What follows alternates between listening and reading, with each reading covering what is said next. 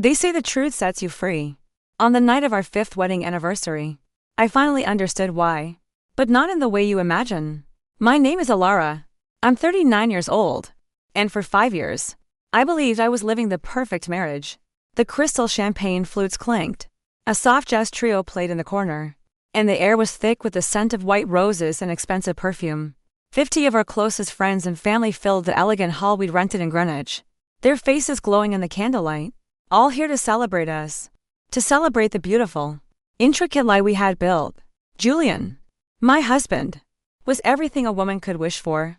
Successful, charming, attentive. At least, that's what I thought until I heard the words that shattered everything. He stood up, tapping a knife against his glass. A perfect, practiced smile on his handsome face. The room fell silent, expecting a speech full of love and tender memories. Instead, he looked directly at me, his eyes as cold as the ice in his whiskey glass, and his smile twisted into something cruel I had never seen before. I've been disgusted by you since our first night. He said it in the middle of our anniversary party, in front of everyone we knew. The silence that followed was deafening, a physical weight that pressed down on the room, suffocating the soft jazz music. Every eye turned to me, a sea of shocked and pitying faces. They were all waiting for me to break, to cry, to run away in shame. But you know what I did. I smiled back. A slow, deliberate smile that didn't quite reach my eyes. I smiled because the waiting was finally over. The performance was about to end. It was time, at last, to show them who Alara really was. I reached for my phone, my movements calm and measured.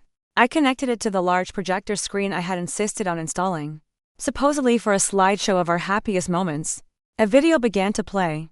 Across the room, Julian froze, the color draining from his face as he realized what was happening. The guests watched, their confusion turning to a dawning, horrified understanding. "Darling," I said, my voice steady, carrying across the silent hall. "I'm so glad you decided to be honest. Because I have a few truths of my own to share. To understand that night, you have to go back to the beginning. I met Julian 6 years ago at a marketing conference in New York City. I was a data strategist for a mid-sized tech firm, a numbers person, quiet and observant. He was a creative director at a sleek advertising agency, a force of nature, all charisma and eloquent confidence. He had a way of making you feel like you were the only person in the room. I was swept away. The proposal was cinematic. A rooftop restaurant in Manhattan, the city lights twinkling below like a fallen constellation. He'd hired a cellist to play what he called our song. The ring was a flawless 2-carat diamond that made all my friends sigh with envy. "You're so lucky, Alara," they'd all said. "You found the perfect man." And I believed them. I truly believed I was the luckiest woman alive. Our home was a dream pulled from the pages of an architectural magazine. A sprawling house in Greenwich, Connecticut, with an immaculate garden and decor that was both modern and timeless. Julian insisted everything be perfect, a showcase to impress his clients and friends. I became the curator of our perfect life, managing the details with a quiet efficiency that he praised. On social media, we were the model couple. Photos of romantic trips to Italy, sophisticated dinners in the city, heartfelt declarations of love. Julian was a master of the public narrative. He'd post things like, 5 years with my best friend. I'm the luckiest man alive. Thousands of likes, hundreds of comments about how we were couple goals. It was all part of the beautiful fiction. Since the pandemic, I had transitioned to working from home, which Julian said was perfect for our lifestyle. He left for the city early and came back late. His days filled with stories of important meetings and demanding clients. Weekends were for golf with his partners. I used that time to organize the house, plan special dinners, and be the perfect, supportive wife. For 5 years, I played my part masterfully. I was the understanding Alara, who never questioned his late nights. The supportive Alara, who always looked her best when he walked through the door. The thoughtful Alara, who cooked his favorite meals. Even our arguments were civilized, always ending with a quick apology from him and a bouquet of flowers the next day. A transaction to restore the peace. Julian's social circle was well established. There was Marcus, his business partner, married to Patricia, an impeccably dressed woman who spoke mostly of Pilates and imported wines. There were the golf buddies Leonardo, a divorced surgeon, and Fernando, a lawyer married to a woman 20 years his junior. I got along with all the wives, but we were never close. They saw me as Julian's proper little wife, always polite, always available to organize the couple's dinners. Patricia would often comment, "Alara, you're an example. So dedicated. So present." She said it like she was admiring a well-behaved pet. My family adored Julian. My parents, who lived a simple life in the Midwest, were dazzled by his success. My younger brother, Leo, who was studying business, saw him as a mentor. Julian's family was more reserved but always cordial. His mother, a stern, elegant woman named Mrs. Davenport, was obsessed with maintaining family traditions. But there was one person who always watched me with a different kind of look. Maria, the housekeeper who had been with us for 3 years. A woman in her 50s. A mother of 4. With wise, knowing eyes that missed nothing. She had a peculiar way of looking at me, as if she knew a secret I didn't. "Segura Alara," she said to me once, while I was arranging flowers in the foyer. "You are a very intelligent woman. Very observant." I smiled, thinking it was just a compliment. Now I understand. Maria saw far more than I could imagine. The first real sign that something was wrong appeared about 6 months ago. Julian started coming home even later, always armed with elaborate excuses about urgent campaigns and last-minute client dinners. But he forgot one crucial detail. My entire career was built on understanding digital campaigns and their cycles. One Thursday, he stumbled in at 11:30 p.m., smelling of whiskey and a faint, floral perfume that wasn't mine. He claimed he'd been in an emergency meeting for a Black Friday campaign. It was March. When I gently pointed that out, his response was sharp. "No, honey. It was early planning. You don't understand how the corporate world works at this level." He made me feel small, naive. It was his favorite tactic. Julian had always been organized. But lately, he was getting sloppy. The little data points weren't adding up. The strangest change was in our intimacy. He had become distant, almost mechanical. When I tried to talk about it, he'd shut down, blaming stress from work. "You're being too clingy, Alara," he'd say, turning over to sleep, leaving me alone in the cold silence of our king-size bed. Then I started noticing the scent more often. A subtle, feminine fragrance on his shirts that was definitely not mine. One night, I pretended to be asleep when he came to bed. I heard him on the phone in his office downstairs. His voice a low murmur. "I can't talk now. I'll see you tomorrow. I miss you." 2. When I walked into the office a few minutes later, he quickly hung up and said it was a problem at work. His eyes wouldn't meet mine. My training as a data analyst was finally going to be useful for something personal. My mind, which had been clouded by love and denial, began to clear. I started to document everything. Timestamps, excuses, behaviors. I created a detailed spreadsheet, hidden deep within my work files, password protected and encrypted, because data doesn't lie. And I was determined to find the truth, no matter how ugly it was. I started by analyzing the patterns in my spreadsheet. It was cold, clinical work, a detachment I desperately needed. Julian was always late on Tuesdays and Thursdays. Always. The excuse was always the same, a meeting with a new client. But when I discreetly checked the shared agency calendar he sometimes left open on his laptop, there was nothing scheduled for him after 6 p.m. on those days. Those evenings were blank. Empty. Just like his apologies. The next step felt like a betrayal of the woman I used to be. But I knew it was necessary. I installed a location tracking app on his phone, framing it as a safety measure. "Darling, with you driving back from the city so late, it would make me feel so much better to know you're okay," I'd said, my voice sweet and laced with a manufactured concern that made my stomach churn. Julian, so confident in his own cleverness and my supposed naivety, accepted without a second thought. He probably thought it was cute. Another sign of his devoted, slightly anxious wife. The data from the app was a swift, brutal confirmation. On Tuesdays and Thursdays, he wasn't at the agency. At precisely 6:15 p.m., his phone's location would stop moving. It would pinpoint him at the same address every single time, a luxury condominium building on the Upper East Side. He would stay there for about 3 hours before beginning the long drive home to our perfect house in Connecticut. I had to see it for myself. I went to the building one Friday morning, dressed in a chic business suit, carrying a leather portfolio.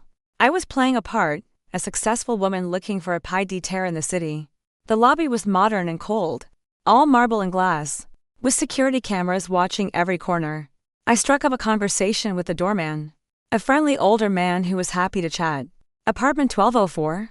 I asked, feigning interest as I glanced at a fake listing on my phone. "I saw it online, but the post seems to have been taken down." That one's not for rent," he said, smiling. "That's Dr. Vance's place. Dr.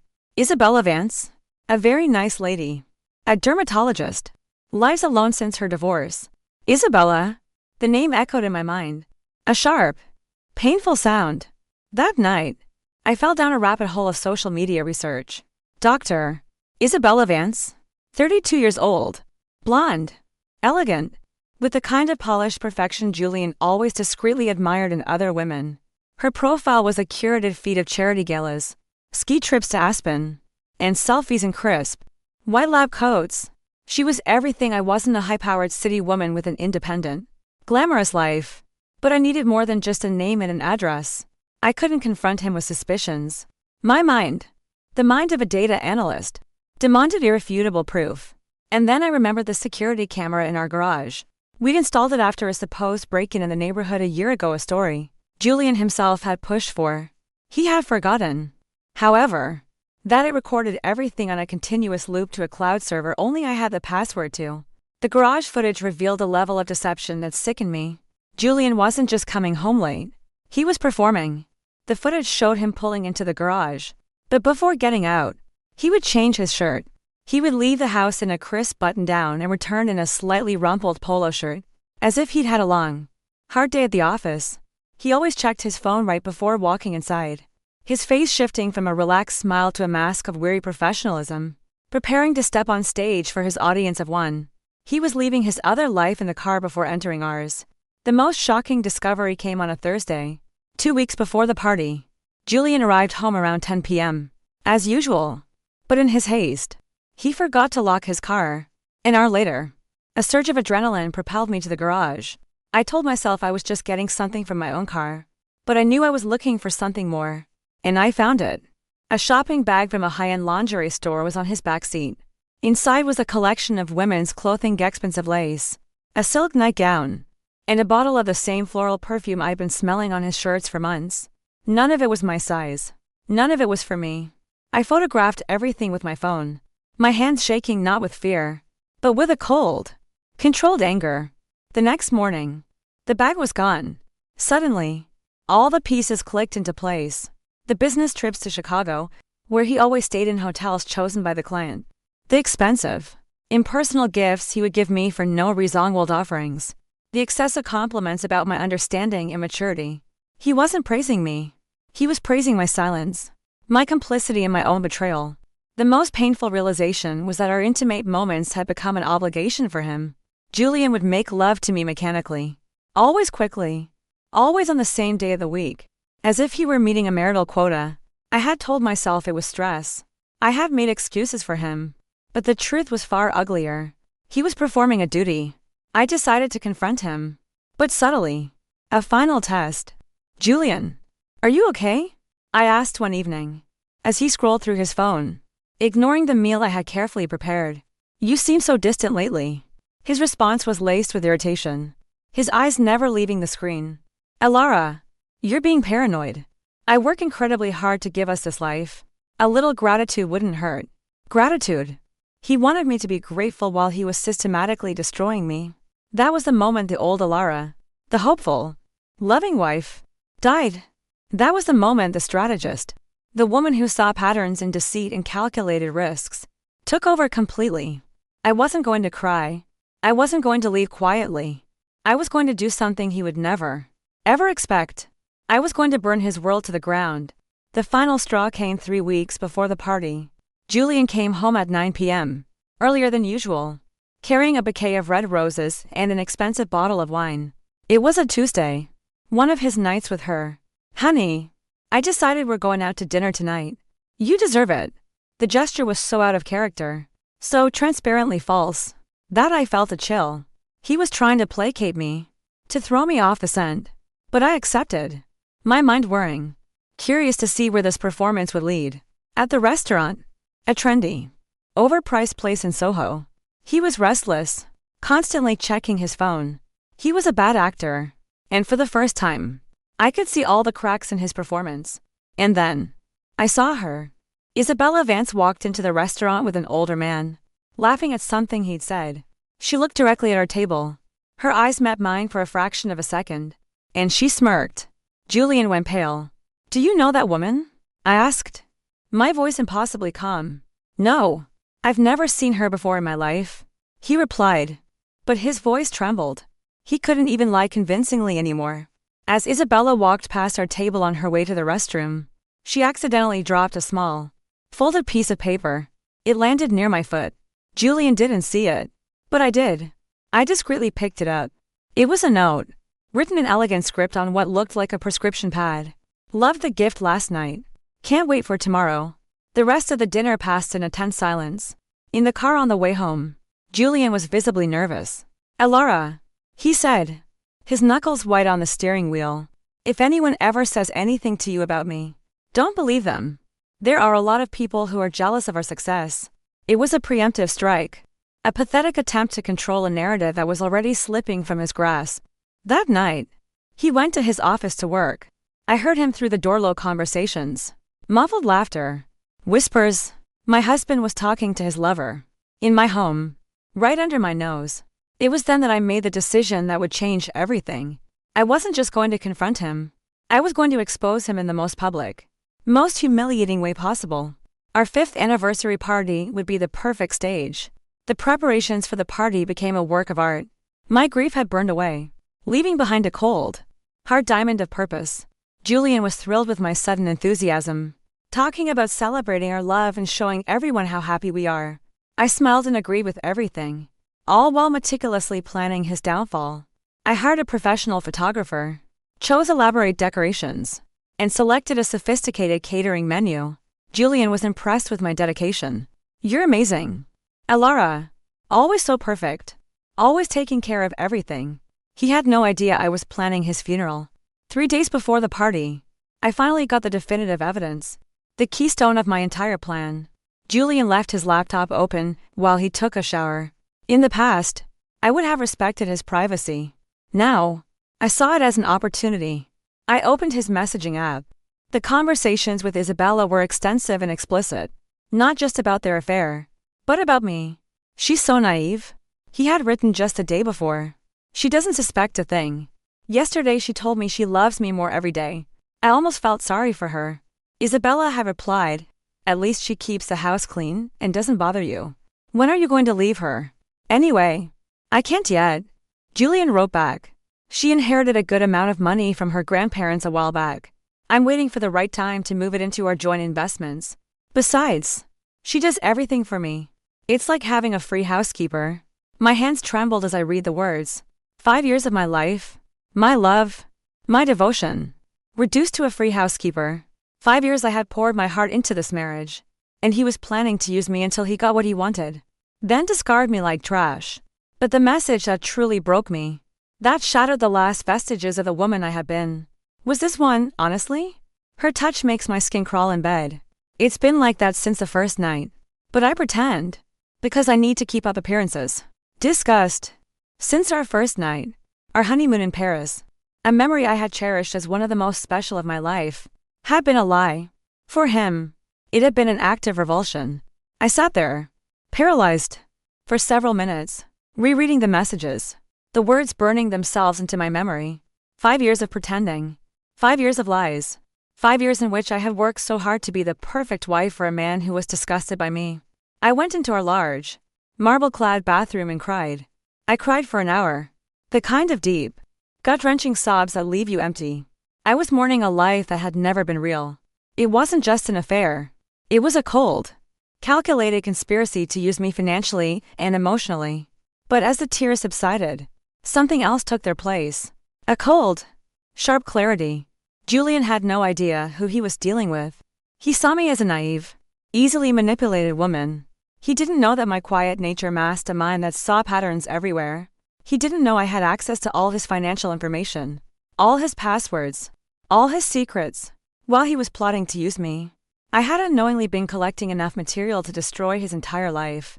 I dried my tears, took a deep breath, and began to architect the most elaborate plan of my life. Julian wanted a performance. I would give him the performance of a lifetime. The anniversary party would be unforgettable for him, for me, and for every single guest who would witness the downfall of a man who completely, utterly underestimated his wife.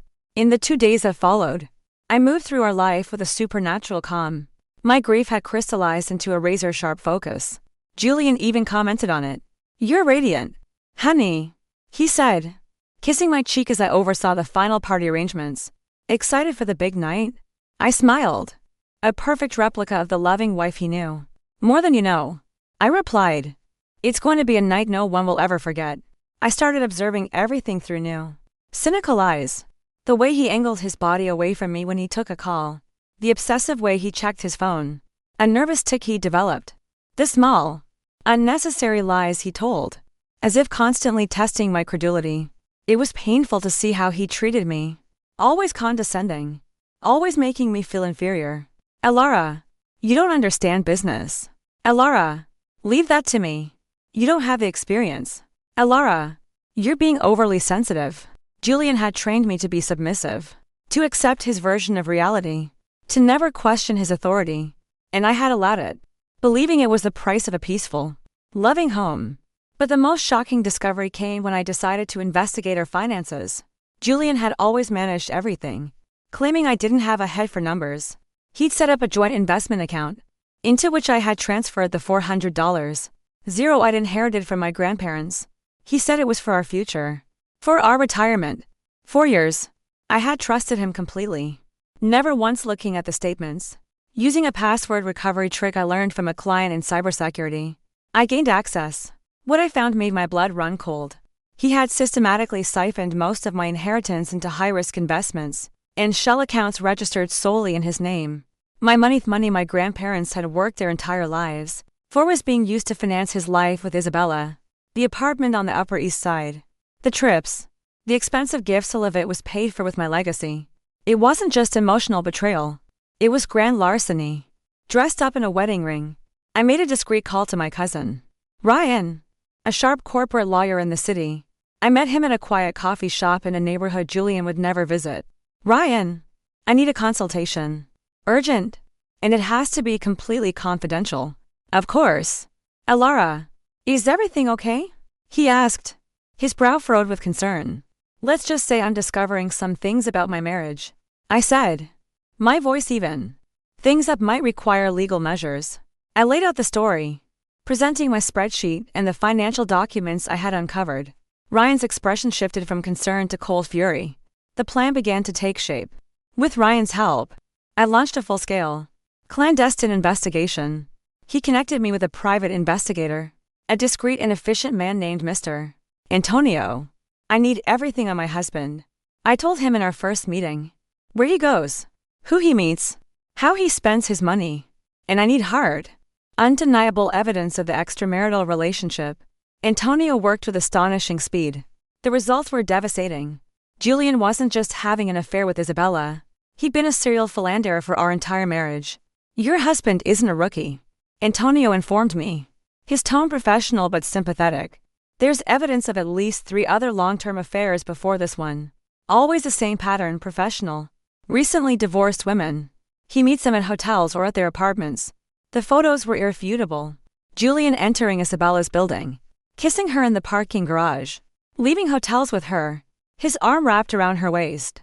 Antonio had even managed to get audio recordings of their phone calls, their voices dripping with contempt for me.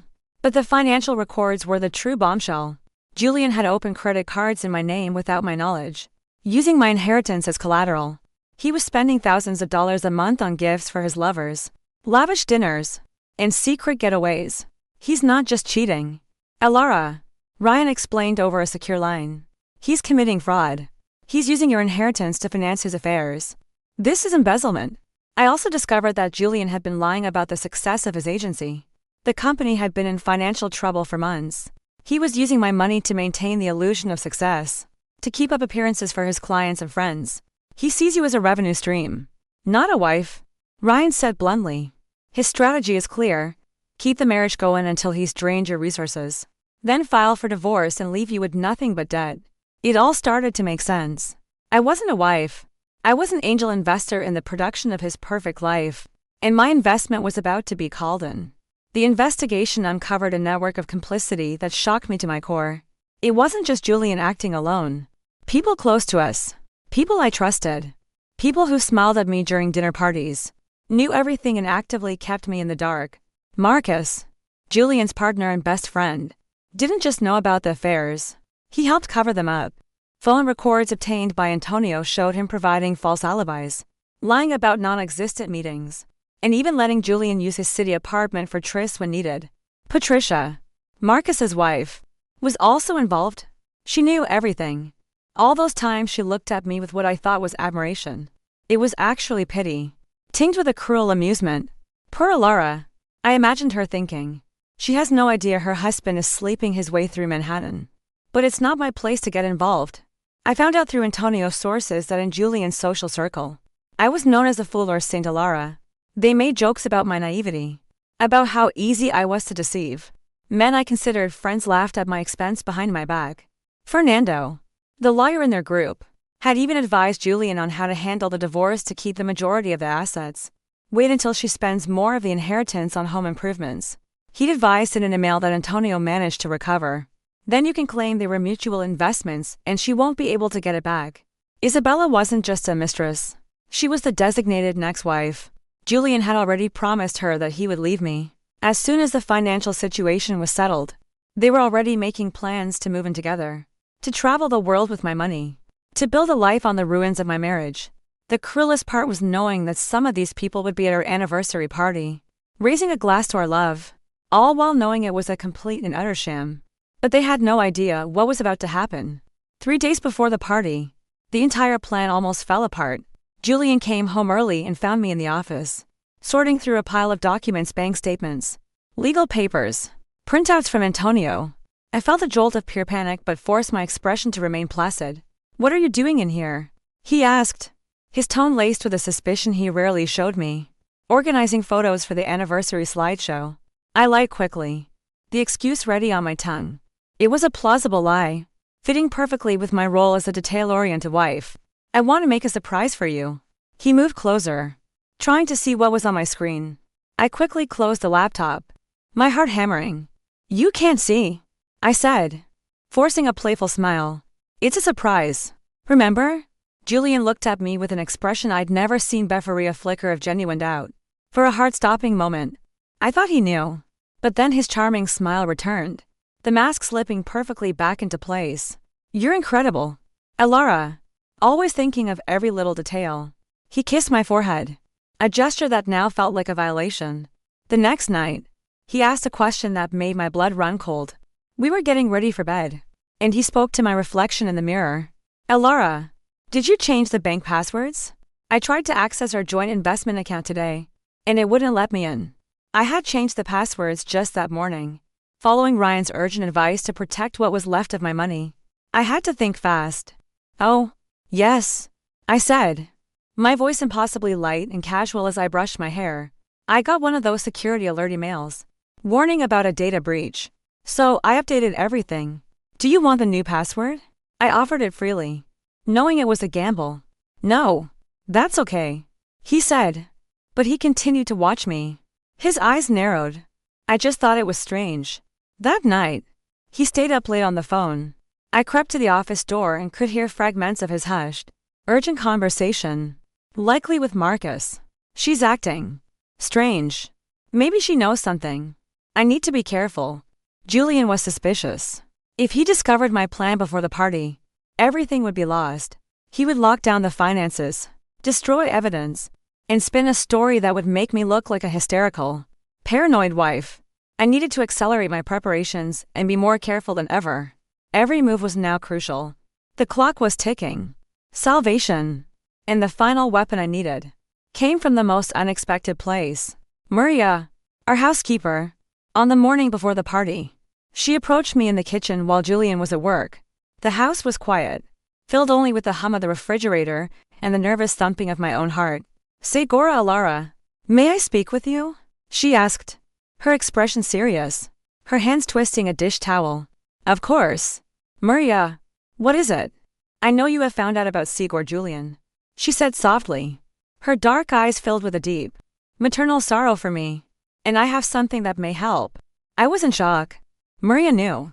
I have worked in houses like this for 30 years. She explained, her voice filled with a quiet dignity. I have seen many men like your husband. I always knew he was no good. But I did not know how to tell you without causing you more pain. Maria handed me a small, unassuming box. I recorded some of his conversations. She said, when he thought I was not listening, he would talk on the phone in his office, with the door open. He never saw me as a person, only as part of the furniture. He talked about you, about his plans. I opened the box and found a small digital recorder. Maria had documented months of Julian's incriminating conversations. Conversations where he laughed about my naivety with Marcus, where he planned his future with Isabella, where he strategized about how to take every last penny of my inheritance. Why did you do this, Maria? I asked, my voice thick with an emotion I couldn't name. Gratitude, shock, solidarity. Because you are a good person. Segura. Maria answered simply, her gaze steady. You have always treated me with respect. You have always been kind. You do not deserve this. The recordings were the final piece of the puzzle. Julian, in his own arrogant voice, openly discussing his plans, laughing at my gullibility, plotting my financial and emotional ruin. There is one more thing, Maria added, her voice dropping to a whisper. He plans to announce the separation at the party tonight. I heard him arranging it with that Isabella woman on the phone yesterday. He said he has waited long enough and wants to get it over with in front of everyone. So there's no turning back. Perfect. Julian wanted to make an announcement at the party. Well, so did I. His grand, humiliating gesture was about to become the stage for his own execution. On the eve of the party, I uncovered the true, horrifying extent of the conspiracy against me. It wasn't just Julian and his vapid friends. It was an organized, financial operation. And my in-laws were at the center of it. Ryan called me with a tone I'd never heard from him before. Cold, hard rage. He had received the final report from the forensic accountant he hired. Alara, he said, it's worse than we thought. Julian created a shell corporation in your name 2 years ago. He explained that Julian had used my social security number, which he had for their joint tax filings, and forged my signature on the incorporation documents. He's been funneling a portion of your inheritance into this company. Ryan continued. He's been using it as a slush fund to finance his life with Isabella, writing off their dinners, trips, even her apartment's rent, as business expenses. The most insidious part was that the company had also taken on significant debt. If this were ever discovered, Ryan explained grimly, you would be considered a partner and held liable for all of it. He was planning to bankrupt you and walk away clean. But the most shocking revelation was that Isabella wasn't just a willing accomplice. She was an active partner in the fraud. As a successful dermatologist with a high cash flow business, she used her clinic to launder the money embezzled from my inheritance. Julian would pay for fake cosmetic treatments at her clinic, procedures that never happened, for patients that didn't exist, which generated legitimate-looking invoices. It was a clever, almost untraceable way to transform my stolen money into her legal income. And the architect of this brilliant financial scheme? Julian's own brother, an accountant. He had helped structure the entire thing, ensuring the paper trail was complex and difficult to follow. My own in-laws, the family who smiled at me over holiday dinners, were systematically robbing me. The plan was perfect in its cruelty. Use my inheritance to fund Julian's new life, create massive debts in my name, and then file for divorce, painting me as a financially irresponsible one. I would lose everything and be branded as a guilty party. They underestimated you, Ryan said, a hint of admiration in his voice. They thought you'd never find out. But now, we have enough evidence to prosecute all of them for fraud, embezzlement, and racketeering. The party would just be the beginning of their nightmare. Julian had no idea he was about to face not just public humiliation, but potential jail time. The most painful discoveries, however, were still the personal ones. The betrayal felt like 1,000 tiny cuts. My best friend from college, Carla, who had always supported me through the difficult moments of my marriage, was a Judas. In a recording Antonio had obtained of a phone call, I heard Carla talking to Patricia. "Poor Alara," Carla said, followed by a light, dismissive laugh. "But she's always been so naive. Easy to fool. Even back in college, Carla was the one who encouraged me to trust Julian more, to not be so jealous. She did it to make his betrayals easier. When I would mention my suspicions, she would always convince me I was being paranoid. Julian loves you so much. She'd say, you need to stop looking for problems where there aren't any. I discovered that Julian had told her about our intimate difficulties. Carla had laughed and suggested he find discreet alternatives. Even my mother-in-law, Mrs. Davenport, was involved. She knew about her son's affairs and approved, saying that a man has his needs and that I should try harder to please him. Alara is a nice girl, she said in one of Maria's recordings. But she's so plain. Julian needs a woman with more personality. The humiliation was absolute. I had spent 5 years trying to please people who despised me, who laughed at me, who conspired against me. People I had loved and respected saw me as a useful idiot. But there was something they didn't know. I had a few cards up my sleeve that would destroy not just Julian, but the entire network of people who had participated in my humiliation. On the morning of the party, Julian was a wreck. He was strangely on edge, pacing the house, checking his phone constantly. He watched me with an expression I couldn't quite decipher. Are you sure about this party? He asked, while I was adjusting the floral centerpieces. Maybe we should cancel. Do something more intimate. Cancel? I replied, feigning surprise. Julian, we've invited 50 people. It would be so strange. I just have a feeling something's going to go wrong, he said, looking genuinely worried. His male intuition was finally kicking in. Far too late. During the afternoon, I saw Julian having a long, serious conversation with Marcus in the garden. They seemed to be arguing. I managed to overhear fragments. She's acting strange. Maybe she knows. I need to be careful. At 6:30 p.m., the first guests began to arrive. Julian slipped into his best performance yet, the proud, adoring husband. He greeted everyone with enthusiasm, talking about 5 wonderful years and many more to come. If only he knew there wouldn't be many more to come. In fact, there wouldn't even be one more night, once all the guests had arrived. I made one final, heartbreaking discovery. My own brother, Leo, was avoiding my gaze. When I discreetly cornered him by the bar, he became visibly uncomfortable. Leo, are you okay? You seem off tonight. I'm fine. Alara, just enjoy the party. Later, I saw him talking nervously with Julian. I pressed Maria, who was helping serve drinks, and she confirmed my most terrible suspicion. Your brother knew. Segura Alara, she whispered, her eyes full of sorrow for me. I heard him talking to Sigor Julian 2 months ago. He said you had always been a bit naive and that Sigor Julian should be careful not to hurt you too much. My own brother, the boy I had helped raise after our father passed away, the young man whose college tuition I was helping to fund. He knew my husband was cheating on me and robbing me, and he said nothing. He chose the charismatic mentor over his own blood. The betrayal cut deeper than all the others combined. But the final confirmation of Julian's plan came from Patricia, already tipsy on champagne. She cornered me in the restroom. Alara, she slurred, placing a hand on my arm. You're a strong woman. I'm sure you'll get through this. Get through what? I asked, feigning ignorance. You know, she said with a conspiratorial wink. The separation. Julian already told Marcus. He said he's going to announce it tonight. My own anniversary party was meant to be the stage for Julian to announce our separation. He had planned to publicly humiliate me, using the celebration of our love to destroy me. But he had no idea that I was the one holding the detonator, and I was about to press the button. At 8:30 p.m., the moment that would define the rest of my life arrived. Julian stood up, clinked his glass with a practiced flourish, and began the speech he thought would be my social death sentence.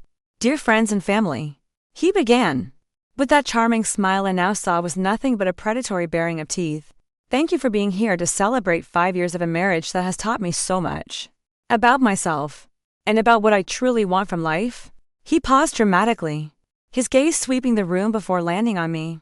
Alara is a wonderful woman. But the time has come for us to be honest with each other, and with all of you. He let the words hang in the air. A cruel, deliberate silence. And then he delivered the line he had been rehearsing for weeks. I've been disgusted by you since our first night. The silence in the room was absolute. 50 people staring at me. A mix of horror, pity, and morbid curiosity on their faces. They were expecting me to crumble, to cry, to beg. Instead, I smiled. Thank you for finally being honest. Julian, I said, rising calmly to my feet.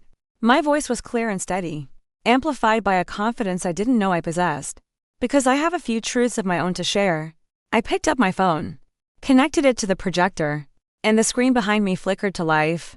Dear friends, I said, my voice firm and clear, I'm so glad you're all here. Because you're about to witness something historic, the complete and total exposure of a man who thought he could destroy me. The video began to roll. It opened with a beautifully shot montage of Julian and meth lie we had sold to the world for 5 years. Then, abruptly, the image cut to a grainy, black and white shot from a hidden camera. It was Julian, in the parking garage of Isabella's building, pulling her into a passionate kiss. A collective gasp went through the room.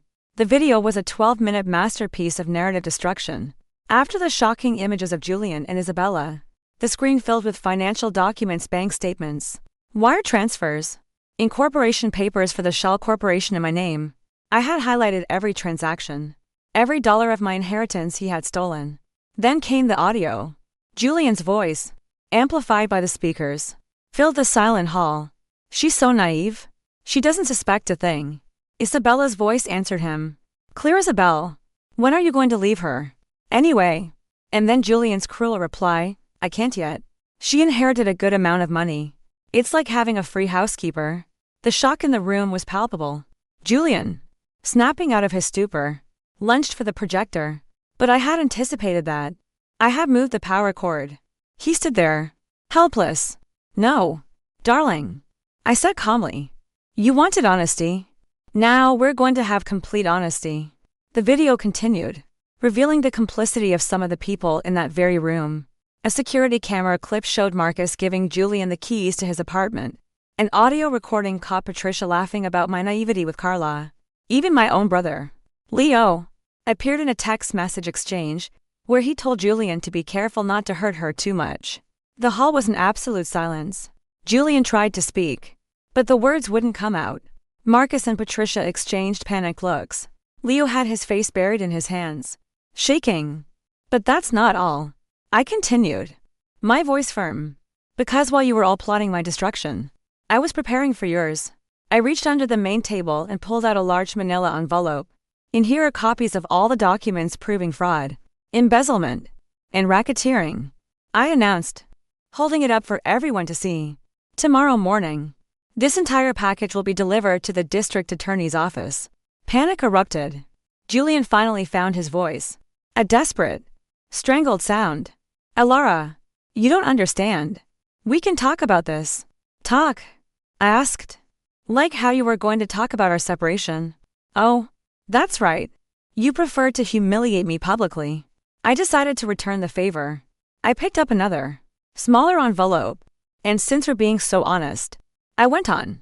I should also inform you that I have changed all the passwords to the accounts, canceled all the credit cards, and frozen all access to my assets.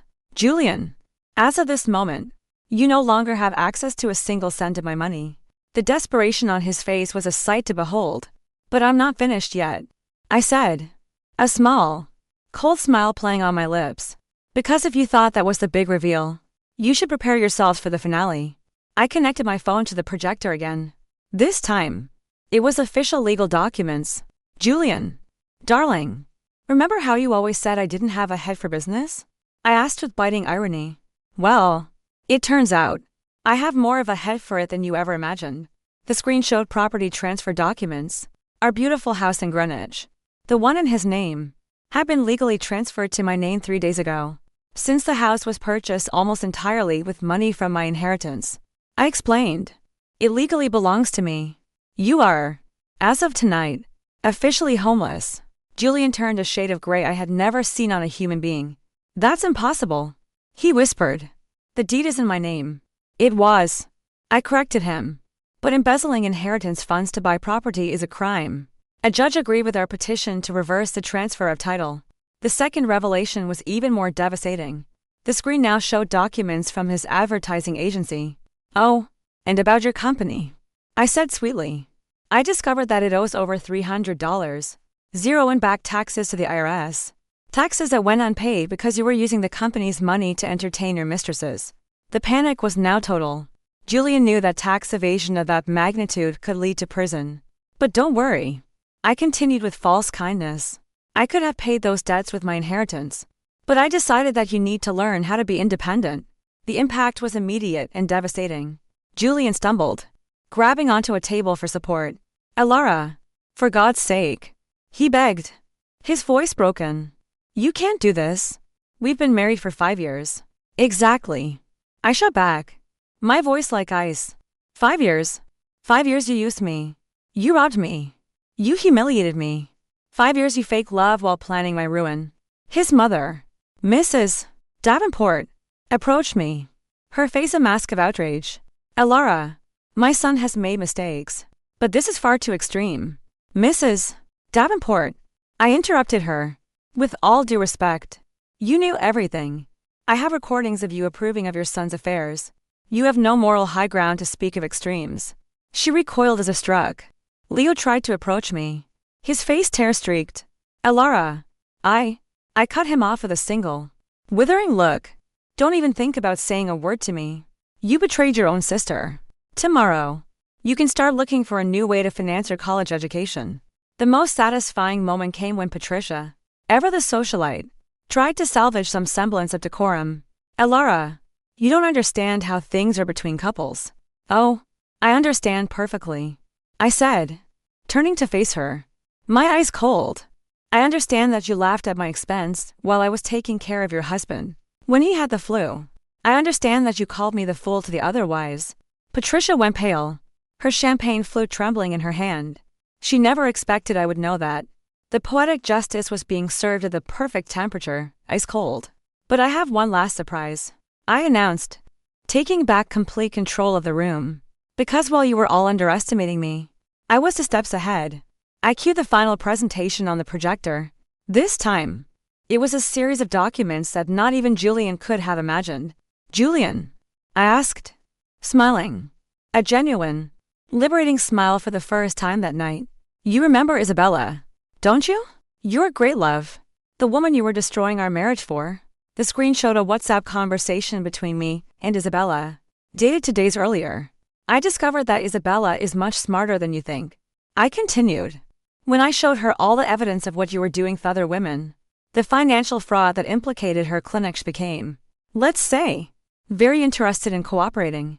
The messages were clear. Isabella, realizing she was just another pawn in Julian's game and facing legal trouble herself, had decided to protect herself.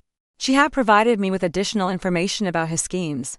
She told me about your other affairs. I read from the screen. About the other women you used in the same way. About how you have a pattern, seduce women with money, use their resources, and then discard them. Julian was in total panic. That's not true. Isabella loves me, he cried out, a sound of genuine, pathetic delusion. Julian, I said softly, Isabella never loved you. She was using you in the same way you were using me. The only difference is, she was better at it. The final message from Isabella appeared on the screen. A parting gift. Thanks for the information. Alara, Julian really thought he was smarter than all of us. Men like him never learn. Isabella has been collecting evidence against you for months. I concluded. She has recordings, documents, proof of all your crimes. And now, she's on my side. At that moment, looking at Julian, completely broken, I felt a profound transformation inside me. The submissive, insecure Alara, the woman who lived for his approval, had died. In her place, a woman who knew her own worth was born. Do you all know what your biggest mistake was? I asked, my voice resonating in the cavernous silence. You thought that kindness was weakness. You believed that gentleness was the same as naivety. I began to walk slowly through the room. For 5 years, I chose to be understanding because I believed in love. I chose to be generous because I believed in partnership. I chose to trust because I believed in honesty. I stopped directly in front of Julian. But you interpreted my kindness as stupidity, my generosity as a vulnerability to be exploited, and my trust as a license to deceive. I took a deep, cleansing breath. The Alara you all knew died tonight. I declared. The woman standing here now does not accept disrespect. She does not tolerate betrayal. And she is not afraid to fight for what is hers. The impact of that night spread far beyond that opulent hall. In the days that followed, The story went viral. Julian's world imploded. His agency went bankrupt. He is currently facing 3 criminal charges and 2 civil lawsuits. 6 months have passed. 6 months of rebuilding. Of rediscovering the woman I was before Julian. I sold the house in Greenwich. A place filled with beautiful ghosts and ugly truths. I moved into a sun-drenched penthouse apartment in Brooklyn that is entirely my own. I started my own data strategy consulting firm. My first clients were women who, inspired by my story, hired me to find the truth in their own lives. I turned my pain into my purpose. I've had to navigate the fallout with my family. My parents were horrified, but supportive. The deepest wound was Leo. He came to me a month after the party, filled with a shame so profound he could barely speak. He confessed he had been dazzled by Julian's success, so desperate for a male role model that he chose to ignore the warning signs. "I failed you, Alara," he'd whispered, tears streaming down his face. "I'll spend the rest of my life trying to earn back your trust. Our relationship is not what it was, but it is healing. Forgiveness, I'm learning, is a process. And love, I found it, too. Not in a rush, not out of loneliness, but by choice." His name is Ben. He's an architect who loves the way my mind works. He respects me. He admires my strength.